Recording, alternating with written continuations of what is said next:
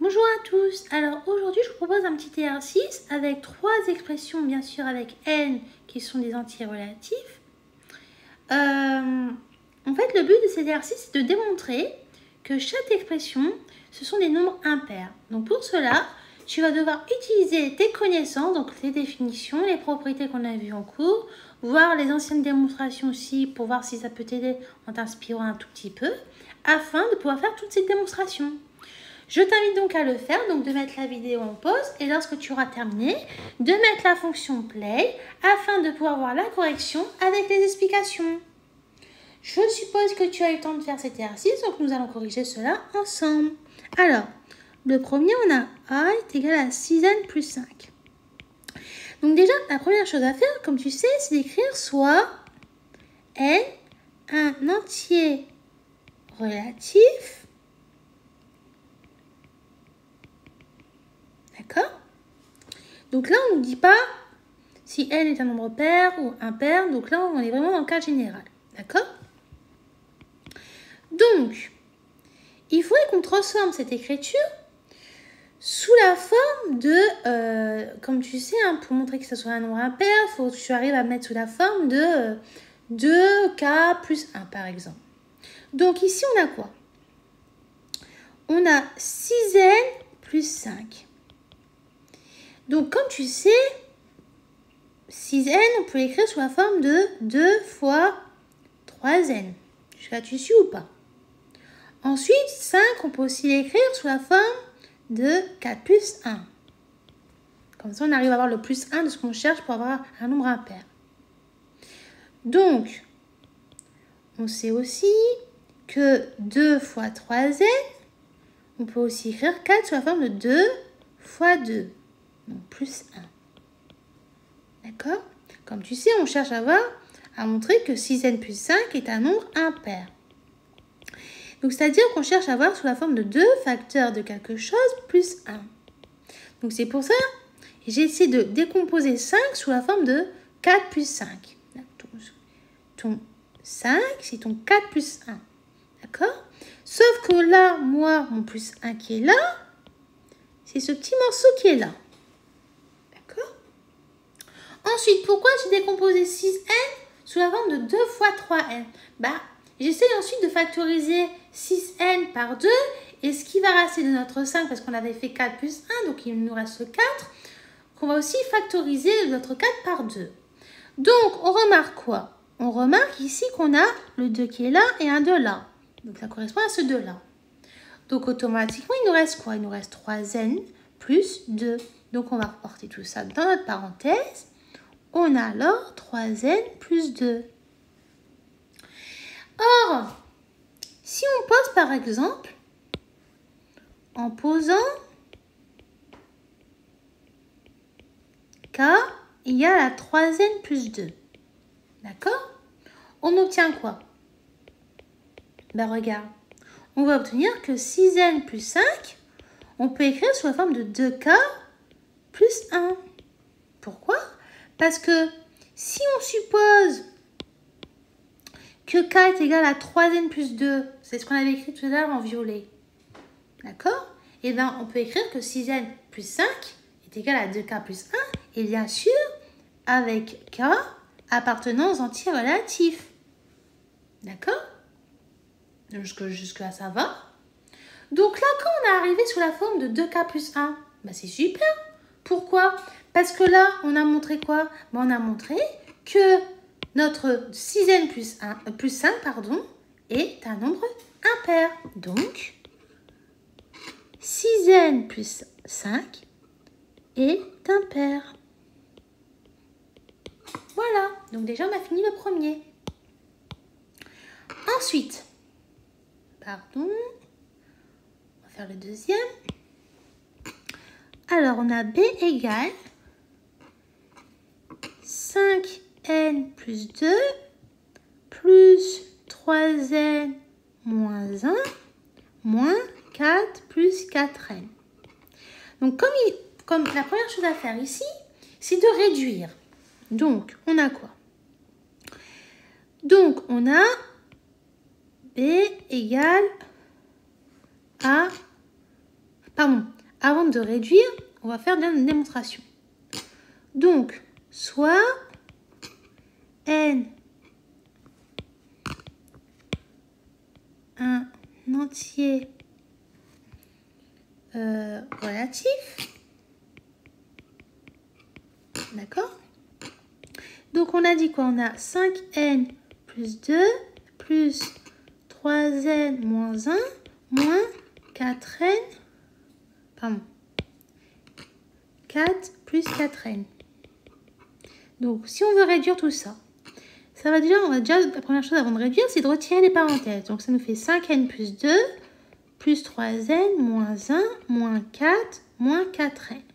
Et donc là, cette étape-là, on va réduire. Donc, déjà, je recopie l'énoncé. Parce que voilà, c'est une question de rigueur. Hein.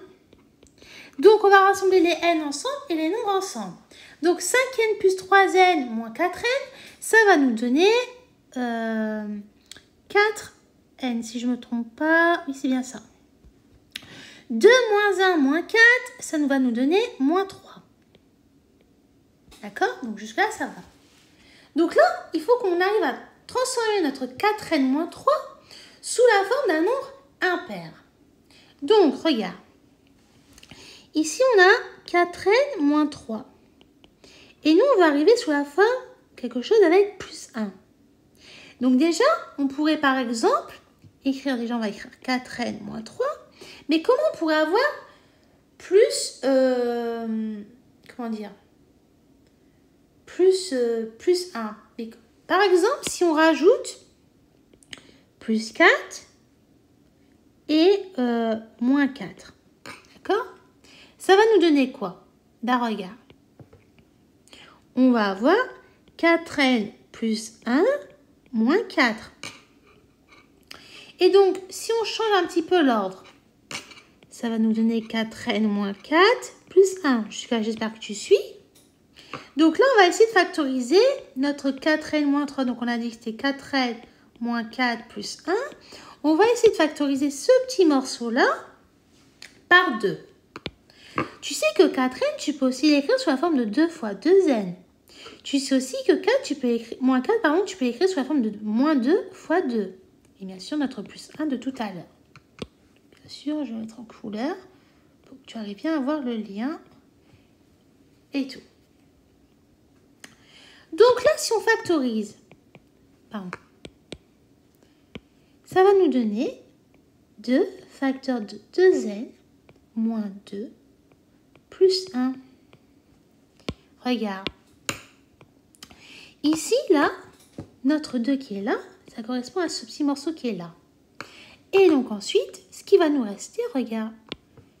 On a le 2n qui est là, avec le moins, le 2 qui est là, ça correspond à ce morceau qui est là. Donc là, on a factorisé notre 4n moins 4 par 2. Donc ce qui nous donne 2 facteurs de 2n moins 2. Or, regarde, si je dis en posant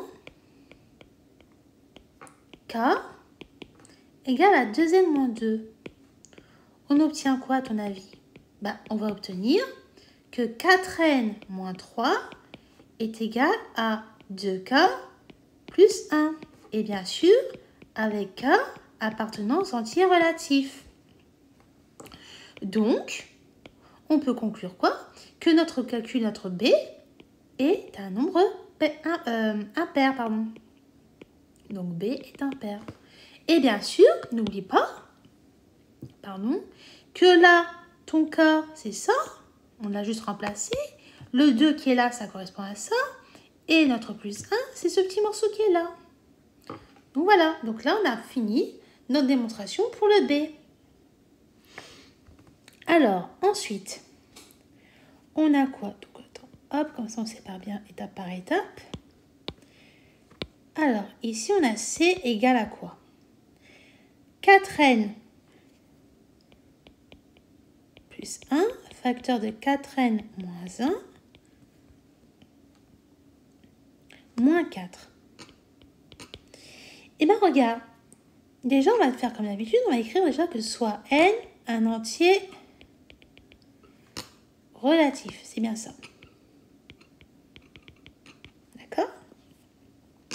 Alors, on a 4n moins plus 1, facteur de 4n moins 1, moins 4. Bah, regarde ici déjà la première chose que tu vois ici. Ça correspond à une identité remarquable. Donc, c'est-à-dire qu'on va pouvoir écrire 4n le tout au carré, moins 1 au carré, moins 4. Et ça va nous donner 16n au carré, moins 1, moins 4. Donc, ça veut dire que 4n plus 1 facteur de 4n moins 1 moins 4, c'est égal à 16n au carré moins 5. Mais nous, on cherche à voir quelque chose avec plus 1 et en factorisant aussi un petit morceau par 2. Donc, si par exemple, j'écris 16n au carré et je rajoute par exemple 6 et je le retire bien sûr, d'accord ? Et donc, je rajoute mon moins 5. Attends, je vais faire autrement pour que ce soit plus clair pour toi. Je vais mettre mon moins 5. Je vais mettre mon plus 6 et mon moins 5 là. Comme ça, tu vas avoir le lien. Pardon. Moins 6. Ok ? Bon, jusque-là, ça va. Donc, on a quoi ? On va avoir 4n plus 1, facteur de 4n moins 1, moins 4, est égal à quoi ? Bah, 16n au carré, ça reste 16n au carré. Moins 5 plus 6, ça nous donne 1. Et bien sûr, moins 6, on va le laisser comme ça. Bah, ce qui est super, c'est que là, on remarque qu'on a notre 1 qu'on voulait tout à l'heure. Parce que comme tu sais, on veut montrer que notre C est impair. Et pour montrer que notre C est impair, il faut qu'on arrive à sous la forme de 2K plus 1. Donc déjà, le plus 1, on l'a. Donc, tu sais comme aussi que l'addition, c'est commutatif. Donc, on va modifier un peu l'ordre pour que ce soit plus clair, pour qu'on puisse arriver à factoriser le petit morceau qui nous manque. Donc, ça nous fait 16n au carré moins 6 plus 1. Donc, le plus 1, il est super. Donc là, ce qu'il faut qu'on fasse, c'est qu'on doit factoriser ce petit morceau-là par 2. Comme tu sais, donc on va réécrire ici. On va écrire 16n au carré moins 6 plus 1. Tu sais que 16n au carré, tu peux écrire sous la forme de 2 fois 8n au carré. Tu peux aussi écrire moins 6 et sous la forme de moins 2 fois 3 plus 1. Donc bien sûr, le plus 1 tout à l'heure, c'est toujours le même. Et ça, c'est égal à quoi ? Ben regarde.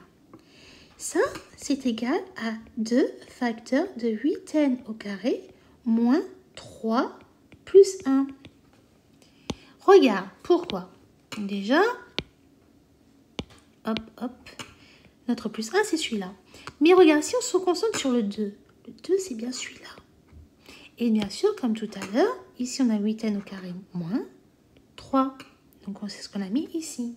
Et si, par exemple, si on pose, en posant k est égal à 8n au carré moins 3, on obtient quoi? On obtient que 4n plus 1 facteur de 4n moins 1 moins 4 est égal à 2k plus 1. Et bien sûr, n'oublie pas, ton k qui est là, ça correspond à ça. Et le 2, c'est bien celui-là. Et le plus 1, c'est bien celui-là. Et bien sûr, n'oublie pas d'écrire avec k appartenant aux entiers relatifs. Et quand on arrive sous la forme de 2k plus 1, ça veut dire quoi? Ça veut dire que C est un nombre impair. Donc, C est impair. Voilà.